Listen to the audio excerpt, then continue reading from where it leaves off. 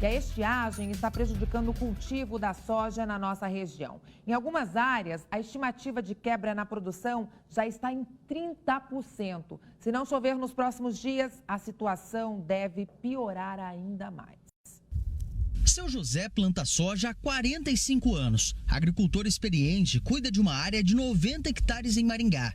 Nesse tempo todo no campo, já passou por apertos provocados pela falta de chuva, mas nada como este ano. A última chuva boa que nós teve, que molhou bem o solo, foi no final de outubro, né?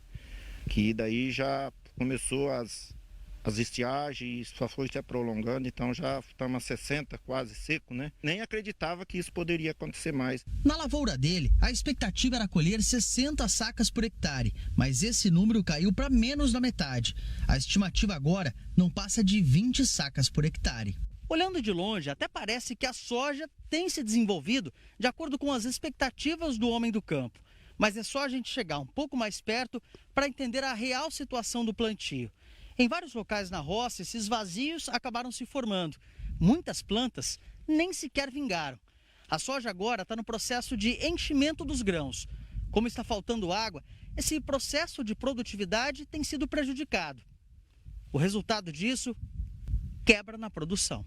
O solo está esturricado e o calor intenso tem feito com que os pés de soja estacionem neste estágio, amarelem as folhas e até morram. Seria bem-vinda a chuva, mas pouco vai recuperar, né? Essa perca que a gente vê aqui visual, ela vai se concretizar, ela não tem uma recuperação, né? Ela tem pouca vagem, o pé está pequeno, os grãos já tem grão amarelando, então ele não vai ter mais uma recuperação boa nessas áreas. Só na região da Ceaba e Maringá, com 31 cidades, a área plantada chega a 299.800 hectares.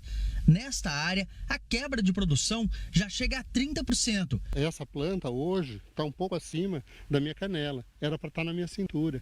Então, com várias, bem perfilhadas, com bastante folhas e galhos, e que dava a produção das vagens. Então isso não aconteceu em virtude da chuva.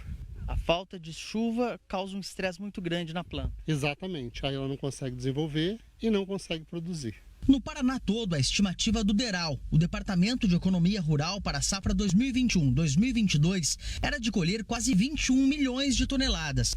Mas diante da seca persistente, a estimativa está em 18.448.000 toneladas, queda de 7% em relação à safra passada. Nós viemos de um ano bastante difícil, que nós tivemos geadas, tivemos granizo, tivemos chuvas muito fortes e agora a seca.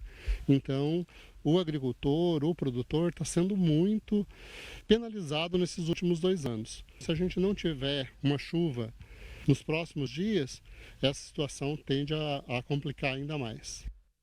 E aí a gente volta a falar com a Aline Ribeiro ao vivo, que ela está com o economista para falar dos impactos dessa estiagem. Conta aí pra gente, Aline. Olha, Roberta, faz tanto tempo que não chove e a gente já está sentindo isso, claro, no bolso também, né? Essa estiagem, a gente conversa agora com o Gustavo Pedroso, que é economista. Gustavo, a gente sabe que é uma roda, né? Então, se está ruim lá no campo, a gente vai sentir aqui na hora de comprar como consumidor final. É bem assim? Com certeza, Aline. Acho que vale mencionar que essa alta nos preços agropecuários que a gente tem visto no Brasil, ela é uma combinação de vários fatores, né? A crise hídrica, obviamente, mas também o aumento dos preços das commodities no mercado internacional e a desvalorização cambial, né? Falando especificamente da soja e do milho, que são os dois principais produtos, né? A gente, com certeza, a produção foi muito prejudicada pelas altas temperaturas e pela falta de chuva que a gente teve esse ano no Paraná, que é um dos maiores produtores do Brasil, né? Dados do IPEA mostraram que só no primeiro semestre desse ano, em comparação com o primeiro semestre de 2020, a gente teve uma alta nos preços da soja e do milho de mais de 75%, isso no mercado interno, né? Ou seja, em reais. E não tem como, isso acaba afetando o bolso do consumidor, né? A gente viu que do primeiro para o segundo semestre desse ano, os preços do boi gordo, por exemplo, subiram cerca de 5%, da carne suína subiram cerca de 3% e da carne de frango, que foi a mais afetada, os preços subiram mais de 10%. Sabe, quando a gente fala nessa estiagem, né, na matéria do William, até o pessoal ali comenta que se não chover nos próximos dias vai ser pior ainda. A gente tem uma expectativa para o ano que vem, assim, porque a gente viu que deu uma oscilada, né? O preço da carne, por exemplo, deu uma baixada. Mas e aí? Como que é a expectativa para o ano que vem? Não é muito positiva, acredito. A expectativa para o ano que vem ainda é de preços altos, principalmente, ou melhor dizendo, no primeiro semestre, né? Por quê? Se a gente for observar os dados da Secretaria de Agricultura, que foi divulgado pelo DERAL na semana passada, mostrou que a gente vai ter uma colheita de grãos 3% menor na safra verão 21-22, em comparação com a safra verão 2021, e numa área plantada 2% maior. Então isso com certeza vai contribuir para manter os preços elevados, e pelo menos no primeiro semestre do ano que vem. E aí fica difícil a roda da economia girar completamente e de uma forma positiva para a gente, consumidor final, e aí no caso, na hora lá de comprar, nós vamos sentir no bolso.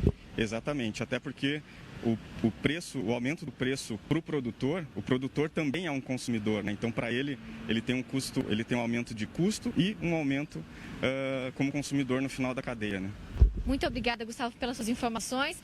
Claro, Roberta, acende um alerta, né? Não foram informações muito agradáveis para a gente se preparar mesmo, mas a gente sabe, né? A estiagem, ela castigou muito. A gente teve um ano muito complicado para o produtor rural, como a gente já veio trazendo aqui no Tribuna, em outras oportunidades, em outras reportagens. E agora mais um alerta aí para a gente. Segundo alguns agricultores, a pior seca da história. Obrigada, viu, Aline? E a Sanepar emitiu uma nota reforçando o pedido para que a população, especialmente por conta das festas e férias escolares, faça o uso racional de água, ou seja, não desperdice. O uso deve ser priorizado para alimentação e higiene pessoal. A orientação para a redução do consumo também faz parte do decreto de 22 de dezembro sobre a emergência hídrica em todo o estado do Paraná. E o Paraná ainda convive com a pior estiagem da história e a previsão para janeiro é de chuvas abaixo da média em todas as regiões.